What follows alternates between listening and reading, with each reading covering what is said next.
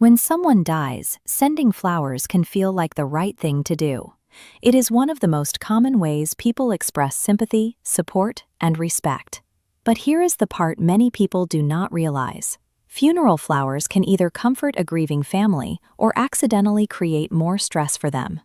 The size, timing, delivery location, type of arrangement, and even the family's cultural or religious traditions all matter. A beautiful gesture can become overwhelming if it arrives at the wrong place, at the wrong time, or against the family's wishes. Welcome to the Funeral Channel Network, brought to you by the Funeral Program site. In today's video, we are talking about funeral flower etiquette, what to send, when to send it, who should send what, and what to do when the obituary says, "in lieu of flowers." By the end, you will know how to choose a sympathy tribute that is thoughtful, appropriate, and truly supportive without placing an extra burden on the grieving family. When someone dies, words often fail us. Funeral flowers exist to fill that silence. They are a physical way to say, "I am sorry," or "your loss matters," when ordinary conversation feels impossible. But this desire to show support quickly collides with reality. You want to do something kind for the grieving family, but without realizing it, your well-meaning gesture can easily become a logistical or emotional burden. An overly large arrangement arriving late to a small visitation room or a massive display sent to a crowded family home demands physical space and attention. Suddenly, a family already overwhelmed by grief is forced to manage your delivery. True etiquette has nothing to do with impressing other guests or spending the most money. It is entirely about thoughtfulness, making the family feel remembered while minimizing the friction they have to deal with. It is completely normal to feel anxious about choosing the right tribute. You don't want to make a mistake during such a sensitive time. This flowchart breaks down the exact sequence you should follow before buying anything. When a death occurs, you must pass through 3 distinct steps: checking the obituary, assessing your relationship to the deceased, and verifying cultural norms before you ever select a tribute. The very first step is to read the obituary closely. This document dictates the rules of engagement. You are looking for explicit instructions regarding the service location, the timing for deliveries, and whether the family has requested charitable donations instead of flowers. Before you finalize any decision, you must verify the family's cultural and religious boundaries. What feels normal in your tradition might be inappropriate in theirs. By filtering your decision through these steps, you remove the emotional guesswork. You replace uncertainty with a clear, actionable plan that protects both you and the grieving family. To figure out what type of arrangement to send, we use this concentric target chart representing the rings of grief.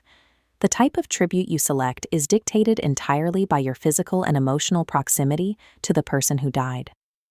The bullseye represents the inner circle, the immediate family. This tier is reserved for spouses, children, siblings, and parents. They alone have the role of selecting primary pieces, like the large casket spray that rests directly on the deceased. If you are a friend or extended relative, do not order a central casket spray unless specifically asked. Doing so creates immediate social friction by visually claiming a closeness that belongs to the immediate family. Moving one step out, we have the middle ring. This is for extended family, like aunts and cousins and very close friends. If you fall into this category, large standing sprays displayed on easels and floral wreaths are appropriate choices. The trade-off with these middle ring tributes is strictly logistical. They offer highly visible support during the service, but because they are massive and mounted on wireframes, they are incredibly difficult for a family to transport or take home afterward. Choosing an arrangement larger than your relationship warrants doesn't make you look generous. It simply creates an accidental imposition for the family to deal with. This brings us to the outer ring, which includes coworkers, club members, and community acquaintances. For this tier, the most appropriate gifts are smaller and manageable. Think modest vase arrangements, simple sympathy bouquets, or a single pooled gift from a group of colleagues. Be careful with live plants. While they seem like a lasting comfort, they require water, space, and immediate care. If the grieving family is traveling, downsizing, or simply exhausted, a peace lily or orchid quickly becomes one more chore on their list. In the workplace, discretion is key. Send a modest group arrangement, keep the card message simple and professional, and never pressure your coworkers into contributing money. The grieving employee doesn't expect immediate emotional access from the entire office. For anyone in the outer ring, prioritizing professional restraint over a massive, expensive gesture is the highest form of respect you can offer. You will often see the phrase, "in lieu of flowers," in an obituary, followed by the name of a charity, hospice, or memorial fund. This is a direct instruction from the family that they prefer financial donations rather than floral arrangements. You might feel a strong traditional urge to send flowers anyway, so your support is physically visible, but ignoring their clear request to satisfy your own desire to send a gift actually disregards the family's needs. Families often ask for donations because of strict logistical realities. If they are hosting a cremation service, scattering ashes privately, or holding a small gathering at a home, there simply is no physical space to display a dozen large floral deliveries. Similarly, do not project Western or Christian floral customs onto services where they don't belong. In Jewish traditions, flowers are generally not customary for funerals or shiva. In many Muslim families, simplicity and rapid burial take precedence. Sending flowers in these contexts forces the family to manage a delivery that conflicts with their mourning practices. The most respectful sympathy gift always prioritizes the family's stated wishes and cultural beliefs over your own personal habits. If you are a distant acquaintance, the optimal action is often skipping flowers entirely. Instead, make a memorial donation to the requested charity and mail a brief handwritten sympathy card. This creates a zero logistical footprint gesture. It honors the deceased and supports a cause the family cares about, but it demands absolutely no physical space, maintenance, or immediate attention from the bereaved. If you discover the death late after the funeral has already occurred, do not attempt to send flowers to a closed venue. Instead, simply send a small, elegant vase arrangement directly to the family's home a week or two later. Deliveries to funeral homes require exact precision. They must arrive before the guests do. Home deliveries, on the other hand, offer highly flexible timing. Sympathy does not expire on the day of the funeral.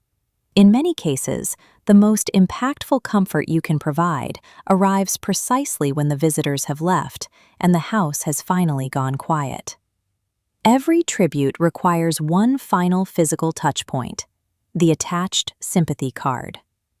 A grieving family will receive dozens of cards, so avoid the temptation to write a long paragraph. Do not offer theological explanations for the death, and do not try to fix their grief with phrases like, "At least they lived a long life." Keep your message brief, sincere, and deeply respectful. A simple, "with deepest sympathy," or "thinking of you during this difficult time," is all you need. And always sign your full first and last name, preventing any confusion for the family later. Before you submit any order, run through this 5-point checklist. Verify you have checked the obituary, matched the tribute to your relationship tier, confirmed the venue timing, kept the card message brief, and respected their cultural norms. True funeral etiquette is a quiet act of consideration. It validates a painful loss, honors the person who died, and offers comfort, all without demanding a single ounce of energy or attention in return. At the end of the day, funeral flower etiquette is not about choosing the biggest arrangement or the most expensive display. It is about choosing something thoughtful, respectful, and appropriate for the family's situation. Before you send flowers, pause and ask, did the obituary give instructions? Is this arrangement suitable for my relationship to the person who passed away? Will this delivery comfort the family, or will it create one more thing for them to manage? Sometimes, the kindest gesture is a beautiful floral tribute. Sometimes, It is a modest arrangement sent at the right time. And sometimes, it is honoring an "in lieu of flowers" request with a donation, a handwritten card, or quiet support after the service is over. Your sympathy does not have to be large to be meaningful. It simply needs to be considerate. If this video helped you understand what to send and when to send it, please like, subscribe, and share it with someone who may be unsure about funeral flower etiquette. Be sure to check out the featured products in the description below for a personalized funeral flower arrangement. Thanks for watching. I'll see you in the next video.